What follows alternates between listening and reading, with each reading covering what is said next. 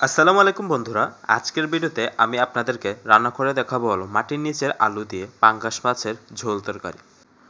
আমরা এখানে আধা কেজি পরিমাণে আলু নিয়েছি। আমরা আলুটাকে কেটে ভালোভাবে ধুয়ে নেব।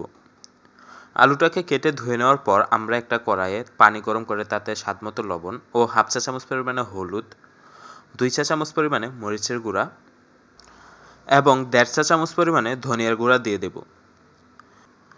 ধনিয়া গুঁড়া দেওয়ার পর আমরা এতে দিয়ে দেবো 2 চা চামচ পরিমাণে তেল এবং 1 চা চামচ পরিমাণে রসুন কুচি।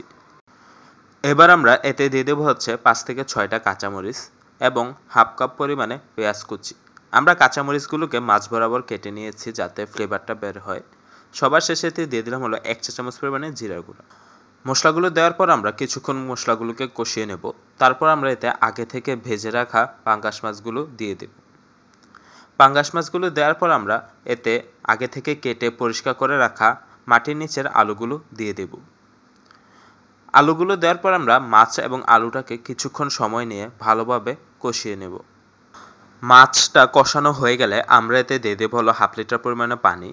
পানি দিয়ে আমরা মাছ এবং আলুটাকে সেদ্ধ হওয়া পর্যন্ত ভালোভাবে রান্না করে নেব। মাছ এবং আলুটা সেদ্ধ করা হয়ে গেলে আমরা এটাকে চুলা থেকে নামিয়ে রেখে দেব।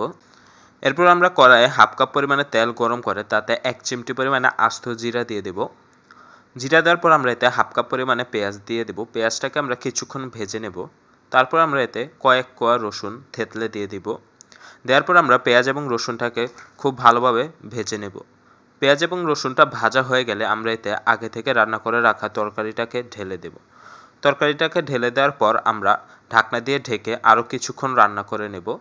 আরও কিছুক্ষণ রান্না করার পর সবশেষে আমরা এতে ধনিয়া পাতা দিয়ে দেব। ধনিয়া পাতা দিয়ে আরও 2-1 মিনিট রান্না করে নিলে কিন্তু মাটির নিচে আলু দিয়ে পাঙ্গাস মাছের ঝোল তরকারি তৈরি। তো আশা করি আজকের ভিডিওটা আপনাদের কাছে ভালো লাগছে। ভালো লাগলে অবশ্যই একটি লাইক করে দিবেন এবং আমাদের চ্যানেলটিকে সাবস্ক্রাইব করে দিবেন এরকম আরও নতুন নতুন ও সুন্দর ভিডিওর জন্য। ধন্যবাদ।